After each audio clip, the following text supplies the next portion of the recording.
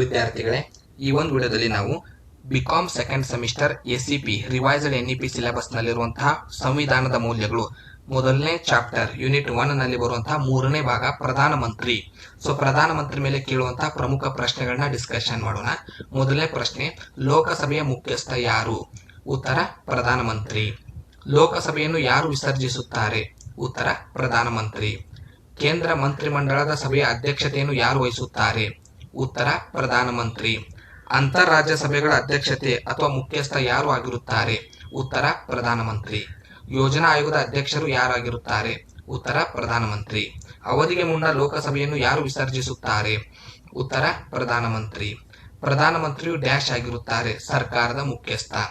Cabinet ಅಧ್ಯಕ್ಷತೆಯನ್ನು ಯಾರು ವಹಿಸುತ್ತಾರೆ? ಉತ್ತರ ಪ್ರಧಾನಮಂತ್ರಿ. ಕೇಂದ್ರದ ಖಾತೆ ವಿತರಣೆ ಮಾಡುವ ಅಧಿಕಾರ ಯಾರಿಗಿದೆ?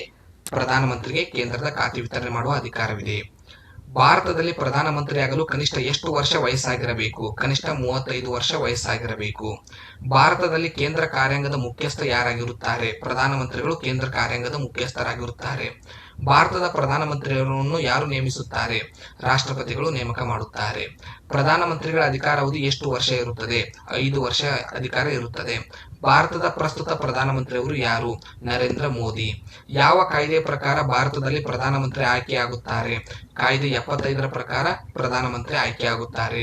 ಪ್ರಧಾನಮಂತ್ರಿ ಅವರನ್ನು ಆಯ್ಕೆ ಮಾಡಲು ರಾಷ್ಟ್ರಪತಿಯವರು ಯಾವಾಗ ಸೂಚನೆ ನೀಡುತ್ತಾರೆ? ಯಾವುದೇ ಪಕ್ಷ ಬಹುಮತ ಪಡೆದಾಗ. ಪ್ರಧಾನಮಂತ್ರಿ ಅವರಿಗೆ ಪ್ರಮಾಣ ವಚನ ಯಾರು ಬೋಧಿಸುತ್ತಾರೆ? ರಾಷ್ಟ್ರಪತಿಗಳು ಪ್ರಧಾನಮಂತ್ರಿ ಅವರಿಗೆ ಪ್ರಮಾಣ ವಚನವನ್ನು ಬೋಧಿಸುತ್ತಾರೆ.